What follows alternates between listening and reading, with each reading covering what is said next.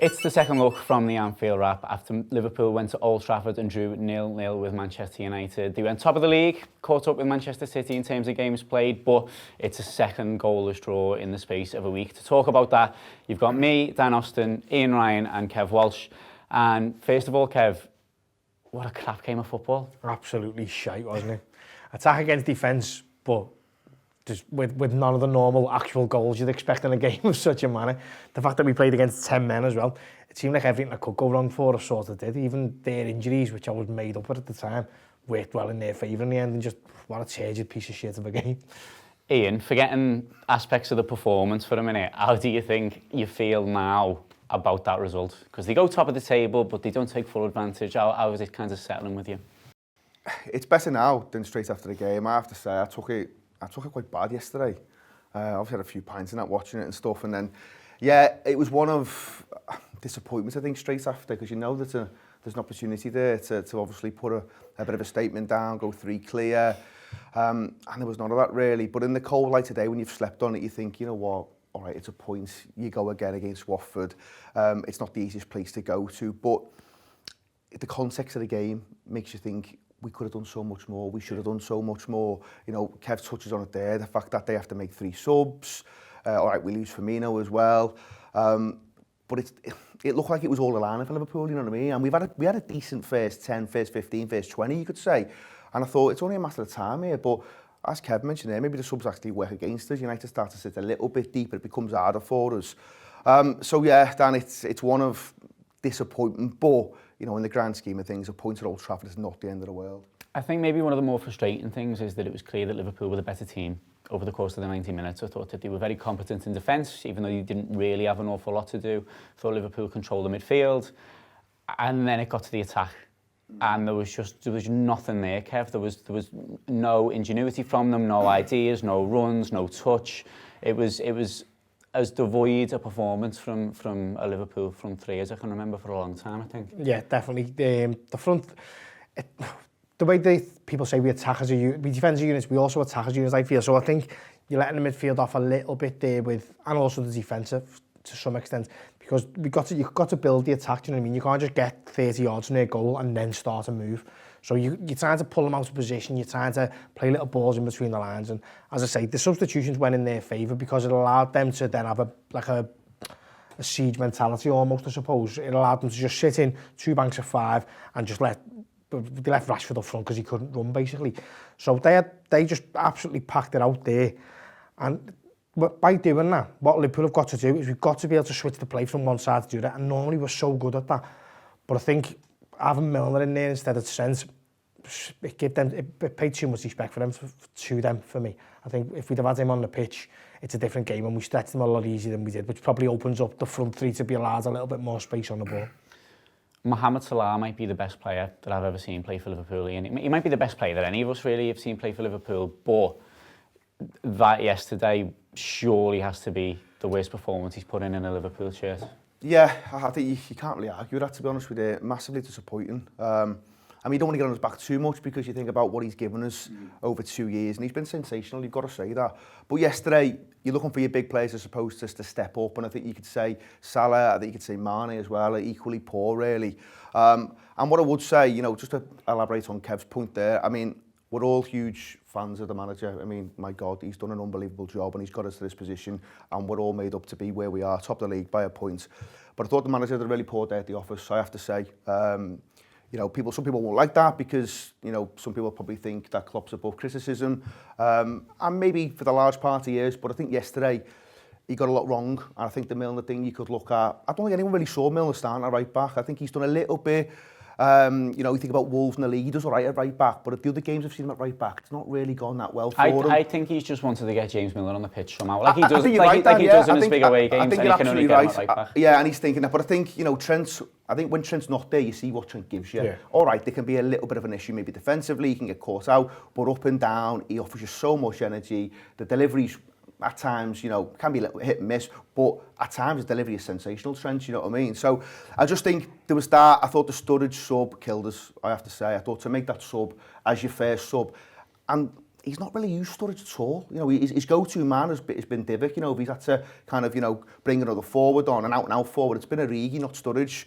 I thought that killed us. I thought, not necessarily the obvious sub, but I thought Shaqiri, move Salah, or you could have gone Keita with maybe a change of shape. So I think if the manager looks back at that, yes, he'll be disappointed in the likes of Mane and the likes of Salah, but actually I think he might look at himself and think, that wasn't my greatest day at the office, I have to say. On the manager specifically then, I don't know if it came across on the television, but in the ground it was very clear. Throughout pretty much the whole of the second half, for 45 minutes straight, pretty much, Klopp was absolutely furious with Salah. He was screaming at him every time they were on the attack and he wasn't covering, or every time he picked the ball up but couldn't hold on to it. And it seemed like, to me at least, he had a plan going there, and none of them, certainly from an attacking point of view, were putting it in place. I think Mane was slightly better than Salah in that he got in a few decent areas. He was able to control the football and he played a few passes around the box. That's not a great benchmark, if I'm being honest. But Kev, I thought that, because as Ian mentioned there, Sturridge comes on and gives us absolutely nothing, and Salah couldn't make the ball stick.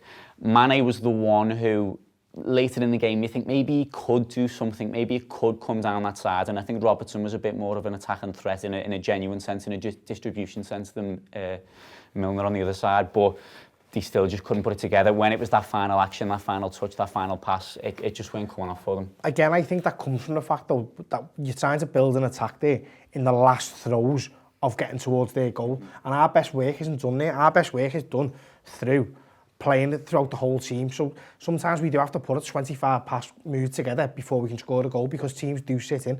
The beauty of our game is, listen, we're at our very, very best when we can play on the counter-attack, but no one lets us play on the counter-attack anymore because we're the best team now. So teams are not coming out to attack us because they know if they do, they get stuff like what happened to Bournemouth the other day. The teams will just get blown away. So teams are coming up with ways to manage us, and what we've got to do is manage ourselves and manage games better. Now, I think, going back to the Trent thing, that showed them too much respect. It said to me that they were worried about Rashford sitting on Trent and between him and Matip. For me, Trent, since he got done by Rashford last year, hasn't really had another game where that's happened to him. He's had in fact, I can't think of any games. I don't think he played against Crystal Palace when Zaha...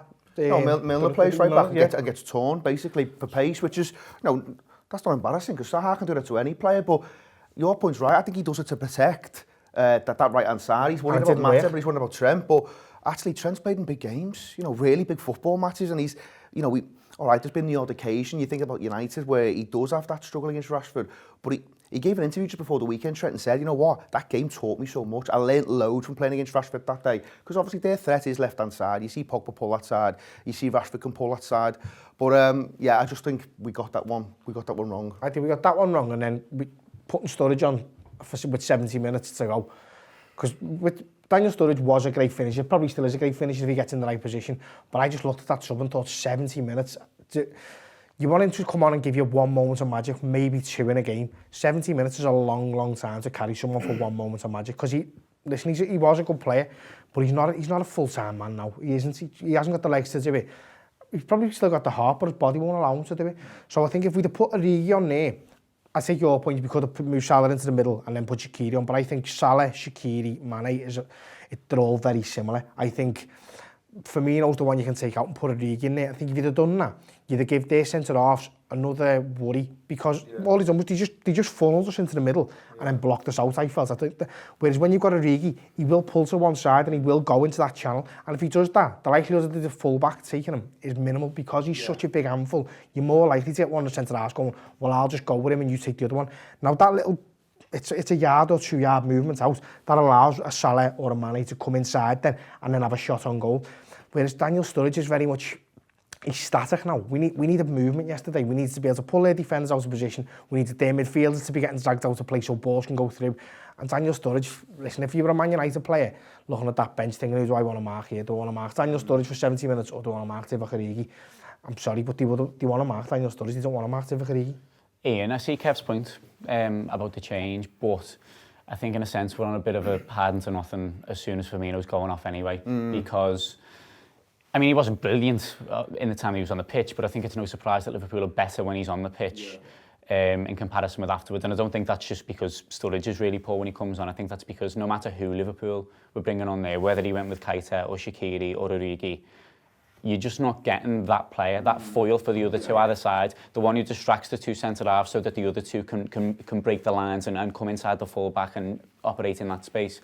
It just seems like while we've got no kind of foil for Firmino, while we've got no second choice there, if he's not firing or if he needs to come off or if he's going to be out for a little period now, you struggle really to see anyone playing that position and helping the attacking unit, if you know what I mean. Yeah, I think that's fair. I think, there's not many players like Firmino in world football, let alone, in and around the Premier League. So I think that's absolutely right. And I think, when you lose one of the front three, it does highlight that in the summer they're going to have to do a bit of business around, I suppose, closing that gap between the drop-off. Because, when you lose Mane, you lose Salah, you lose Firmino, your next available option, there's too much of a drop-off, in my opinion. And I think we all know that. I think that's something the manager will look to address in the summer.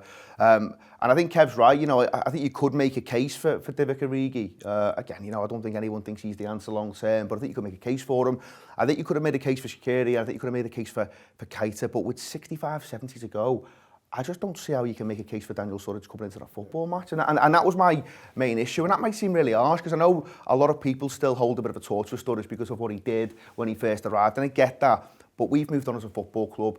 And unfortunately, Daniel, whether it's, the confidence he's got with his own body or whether he's just not capable anymore, it's hard to really know. But one thing I do know is I just don't think he's up to coming into a game of that magnitude and performing to the level that we need him to do. And it's not just about Daniel Sturridge, because I think, we've already pointed out there's a number of players, certainly the front three, didn't really hit the notes that we know they're capable of.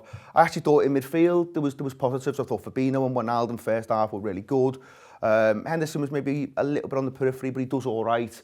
And I thought defensively we didn't really look like we were going to concede. That said, I think what Alisson does for the one-on-one with Lingard is unbelievable. I mean, I can't. I was saying in the booze, I can't even think of another goalkeeper who would have made that save. It was sensational stuff from Alisson. You have to say that. It's his footwork, and it is often his footwork that gets him into them positions, because he comes out and as Lingard comes through to him, it's not a dive left or right, it's a dive diagonally forward to cut off that, because he reads what's going to happen, so he knows he's going to touch it outside with his right foot, and as he goes that way, it's so easy to dive alongside him and then just clip his foot and he's over. It's a penalty. And I don't know whether the red card rule's still in or whatever it is now. But that dive, he made Lingard make the decision, and before Lingard's even made the decision fully, he's out there taking it off him. He's in the striker's head. He's such a good goalkeeper, brilliant. Yeah. Right, Neil Atkinson has had a tactical look at how both teams set up and how the match ended up being goalless. Here he is with that. We'll be back after this. Liverpool yellow, United red, just for clarity here on this one. This is how the game sort of started out before all of the injuries kicked in. United trying to play a little bit of a diamond. And what Liverpool did really, really well was they pushed Milner high up the pitch on the right-hand side, which pushed Pogba backwards. So there's Pogba, there's Milner there. And Liverpool just kept getting the ball over to Milner. What that offset was the idea that you've got Robertson, who probably played his most left-back game he's ever really played for Liverpool. And this became quite a sort of a solid three that sat along there. There's the United two. There's Mata trying to do bits and pieces, getting around Fabinho, just as he had done against Chelsea. United had copied that Chelsea setup, which is interesting. Didn't see that one coming, to be honest with you, albeit with different personnel because of the injuries. And then as the injuries took the toll on the United side, they actually ended up with something which, I think Liverpool were having a fair bit of success with this and would have continued to have a fair bit of success with this. Maybe without the quality, but Liverpool were able to turn the screw first half an hour. And then where United end up is actually something more with Rashford sort of running around a bit up front. You lost Sanchez over to the left and he practically didn't do anything. Lukaku had a really good game on the right, and then you've still got Pogba around here, and then you've ended up with being Pereira here rather than Herrera, and McTominay in there, and Liverpool just sort of sticking with this through the game up until the point where Shaqiri comes on. It was a game where ultimately Liverpool didn't show much quality in the final third, and that'll be the thing that frustrates the manager, that we can move the little counters around, but the little counters have got to kick the balls, and they didn't do so very well at all. Mane's distribution was really poor. They couldn't get Salah in the game. When Firmino stops being this one and Sturridge becomes this one, he's a lot less involved, can't really impact himself upon the match. The manager, when he makes the change to bring Shaqiri on, I thought that Henderson was just starting to really get into it and turn the screw along with Wijnaldum, but I understand why he makes the change. He's got to change something, and it may as well be Henderson as be anyone else. I think it was difficult for Liverpool. They couldn't get themselves going. They weren't very good, and I think that that's the most important thing to say, and to say with clarity. And they've got themselves a little bit of a problem now where they haven't been scoring as many goals as they'd like. There's a lot for the manager to think about before Watford. There's a lot that Liverpool can do, but the first thing they can do is play football a bit better. Thanks very much to Neil for that. We're back in the studio with Kev and Ian. And Ian, I think it's important to point out that once again, Fabinho was excellent. He was comfortably Liverpool's best player, I think. It's a shame to say that probably your deepest line midfielder is comfortably your best player, but the way he settled into this team since December and the range of skills and abilities that he's got is becoming incredible. Oh, he was brilliant. I think, yeah, you're right to point out that he was the standout for Liverpool. I think there was a debate before the game about, do you maybe put him at centre half? And, I kind of changed my mind a few times on that, to be honest. I could certainly see a case for it, given there's probably, a few issues there with Matip at times. But, you can see why that the manager's so keen to keep him in the middle of the park because of what he gives you. And I thought throughout the game, he was the one really where you thought, yeah, he's kind of done himself justice. You can look at others and say, they had kind of peaks within the football match, but I think he maintained that consistency level right through the game. And again, it's, you're starting to really see why we bought this player, and I think he's been an excellent addition. And now, it's fair to say he's one of the first names in the team sheet. Definitely. I'd say, again, yesterday, he's so neat inside, isn't he? He's playing in a space yesterday where they've basically seeded the whole pitch to us besides 40 yards in front of their goal. And listen, ideally you'd want someone to be able to pick the lock a bit, but he just kept moving the ball, and as I alluded to earlier, that was the key for what we were trying to do. If everybody else could have been on that wavelength where you are, trying to get it from one side to the other as quick as we possibly can, getting it cut back inside, I think we'd have been in a lot better of a place for him. I agree with you what you say about the defence there. There was a case to put him in ahead of Matip, but I think if you do that, you're pretty much saying to Matip, you're written off for the rest of the season, and we just haven't got enough centre-halves to do that. And also, we could have played with no centre-halves yesterday, and I know they probably had the best opportunity in the match, so it sounds a little bit churlish of me to say, but they didn't look like they were going to score early. Obviously, the great save off Alisson, and Matip with his own goal, going with the wrong leg again. But I thought the midfield play okay, but just needed a little bit more zip to it. And again, it all comes from the fact that the movements around him wasn't great, I thought. I think it's a real shame he couldn't, or he chose not to get Kite into the football match at some point. You just think, I was okay with him being on the bench because I thought, I was almost certain he was going to go with the midfield he went with, but I'm thinking, last half an hour, there's a role there for Naby Keita to come on, given that we've seen, some real improvements in recent weeks, and you're thinking, on that pitch, as legs start to tire, there was a real role for him there potentially to come in and kind of, do what he's been doing, which is beating a man, open up a little bit of space, and it was just a real shame. But on the Fabinho point, I have to say, his range of passing is sensational. Short, long, incisive. Obviously, the ability to put a foot in. A fantastic addition to this Liverpool team. And as I say, you can only see him getting better and better. Yeah, definitely. Kev, I thought it was interesting that, as you say, the midfield played quite well. Wijnaldum and Henderson did okay. Lacked a bit of creativity and a bit of spark beyond that. But it ended up as a very patchwork Man United midfield there after the injuries and the fact that they started with McTominay in the first place. So they end up with McTominay, Andreas Pereira and Pogba. That is not a midfield three that's played much football together. And it felt like a real shame to me that Liverpool weren't able to assert proper dominance over them. But I think you've got to give them a lot of credit as well, considering that the three players who've not really played together, that they were able to shut off a lot of passing lanes. They were able to get around, in the space around the strikers, and it just felt like it wasn't the Mourinho way of playing where he has Herrera and Matic on top of his centre-backs, but I thought they stifled Liverpool very well still. Yeah, I think, again, it's a lot easier to be a midfielder, especially in the mould of McTominay and Pereira, when your only job, there was no creativity neither from them, was there? Because they had no intention of trying to score. And listen, fair play to them, they were down to 10 men effectively because of where Rashford was with the injury. But again, for me, they were just secondary centre-halves. They played so deep. They did well cutting the passing lanes off, you're right there. So again, I'm probably being a little bit churlish. But listen, McTominay, put him against that midfield going head-to-head, and he's not going to get a sniff. He's not good enough to get a sniff against them.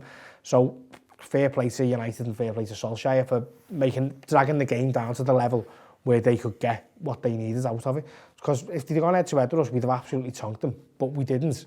Because they didn't allow us to do that. So listen, you can say all you want about them killing the game. If that was us at Anfield against them a few years ago, I'd have probably been equally happy to do what they've done to us. So you can't really moan about what they've done tactically.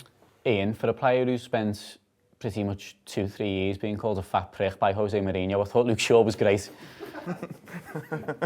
Yeah, he was. I mean, he gets man of the match, I think, doesn't he, from the TV. So, I mean, he did have a good game. And your point before, Kev, you know, we can have a go at Mohamed Salah and then suddenly say, well, the guy who was marking him was man of the match. So, exactly, I mean, yeah. What story does that tell you? I don't know. Maybe he needs another show. But yeah, he was played well. I mean, I think Luke Shaw's form over recent weeks has been pretty good.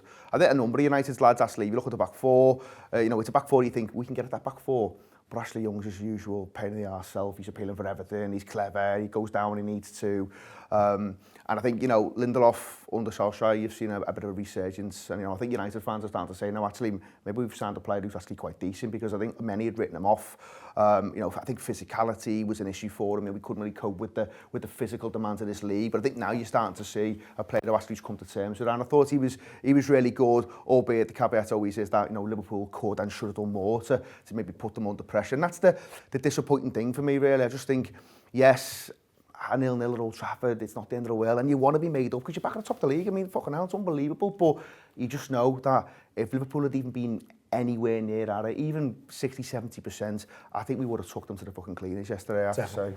Just before we go then, it's a bit of a goalless run now, isn't it? It's 2 games, we're not used to that at all. So I want to ask both of you, how do Liverpool change that? Because it's very hard to change personnel. It's not like any of us are saying, oh, start Origi, Sturridge and Keita as a front three against Watford. So do you think there needs to be a change of shape? Do you think there needs to be some sort of change of ideas? Or is it just a case of them having a bit of an off week and you trust them to go again and don't really do anything?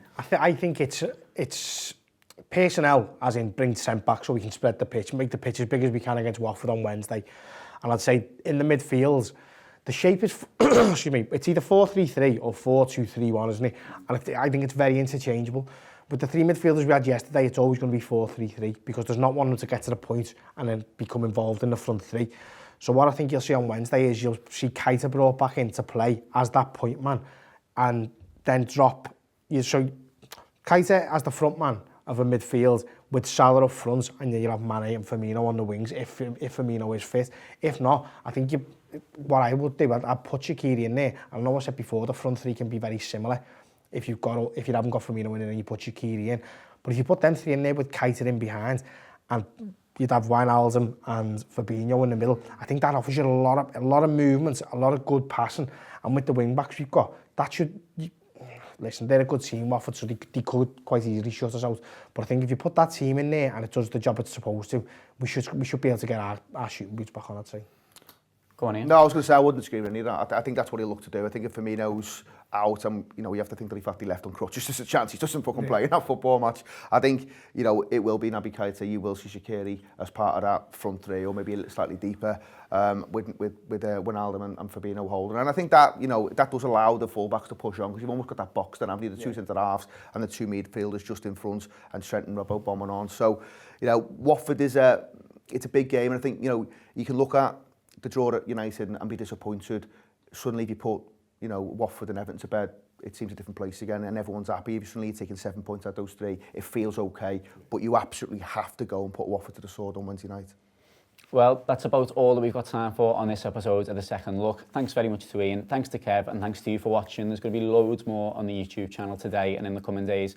First up, there's Talking Reds, which is already on there. There'll also be the main Anfield app podcast out as a video. Tomorrow, there'll be a preview of the Watford game, so make sure to hit the subscribe button, press the notification bell so you don't miss any videos, and let us know in the comments below how you think Liverpool should go about making sure they score goals again. But thanks for watching, all the best.